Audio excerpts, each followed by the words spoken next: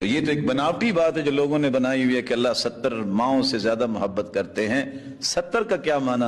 70 کھر بھی مائیں جمع ہو جائیں تو اللہ ذوالجلال جیسی محبت دے ہی نہیں سکتی، کیونکہ 70 کا تذکرہ ہی نہیں حدیث میں۔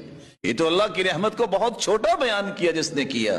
اگر بھول گیا ہے تو اللہ اسے معاف کرے، اور اگر جان بوجھ کے کہتا ہے تو اسے توبہ کرنی چاہیے۔ اتنی بڑی محبت، اتنی بڑی رحمت، 100 رحمتیں اللہ نے پیدا کی، ایک رحمت صرف دنیا میں بھیجی ہے، 99 تو اپنے پاس چھپائی ہوئی ہیں۔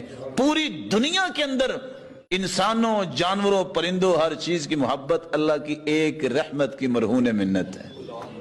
تو 70 کا کیا معنی ہوا؟ اپنے افکار کی درستگی کیا کریں، وہ چیز جو قرآن و حدیث میں آئی ہے اس کو فکر بنائیے، یہی وہ ہے جو اللہ کے ہاں قابل قبول ہے۔ بناوٹی باتوں کی طرف نہیں جانا چاہیے۔